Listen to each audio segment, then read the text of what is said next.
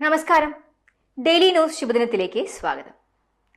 എല്ലാവർക്കും അവരവരുടേതായ കഴിവുകളും മികവുകളുമുണ്ട്. നമുക്കറിയാത്തതിനെ അടിസ്ഥാനമാക്കി മറ്റുള്ളവരെ നിസ്സാരവൽക്കരിക്കരുത്, അപമാനിക്കരുത്.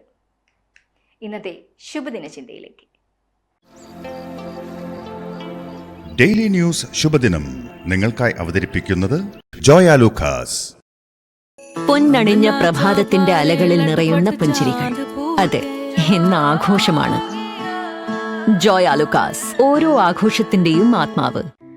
അയാൾ ആ രാജ്യത്തെ ധനികനായ കൃഷിക്കാരനായിരുന്നു. ഒരിക്കൽ ഗുരു ഭിക്ഷ യാചിച്ച് അയാളുടെ അരികിലെത്തി. അയാൾ ധാന്യമളന്ന് അറയിലേക്ക് ഇടുകയായിരുന്നു. ഭിക്ഷാപാത്രം നീട്ടിയ ഗുരുവിനോട് അയാൾ കയർത്തു. ഞാൻ വയൽ ഉഴുത് വിത്ത് വിതച്ച് വളമിട്ട് വിളവെടുത്തതാണ്. വെറുതെ പാത്രം നീട്ടുന്നവർക്ക് തരാൻ എന്റെ കയ്യിലൊന്നും ധാന്യമില്ല. അപ്പോൾ ഗുരു പറഞ്ഞു, ഞാനും കർഷകനാണ്, ഞാനും ഉഴുന്നുണ്ട്, വിതയ്ക്കുന്നുമുണ്ട്. അപ്പോൾ അയാൾ ചോദിച്ചു, താങ്കളിൽ അതിന്റെ ലക്ഷണമൊന്നും കാണുന്നില്ലല്ലോ. ഗുരു പറഞ്ഞു, ക്ഷമിക്കണം, ഞാൻ വിതയ്ക്കുന്നത് നന്മയാണ്. ഞാൻ ചെയ്യുന്ന സത്കർമ്മങ്ങളാണ് മഴയായും വളമായും മാറുന്നത്. ഞാൻ പരിരക്ഷിക്കുന്നത് നിയമമാണ്.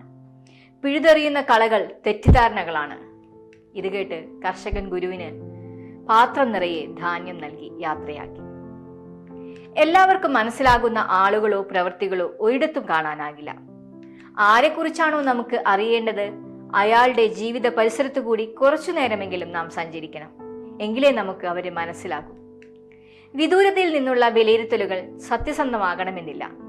തനിക്ക് മനസ്സിലാകാത്തവയെല്ലാം വില കുറച്ചു കാണുകയും അവഹേളിക്കുകയും ചെയ്യുന്ന പ്രവണത പലരിലുമുണ്ട്.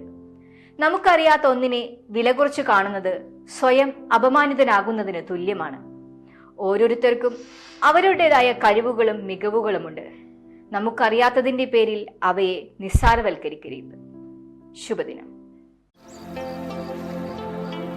ഡെയിലി ന്യൂസ് ശുഭദിനം നിങ്ങൾക്കായി അവതരിപ്പിക്കുന്നത് ജോയ ലൂക്കാസ്.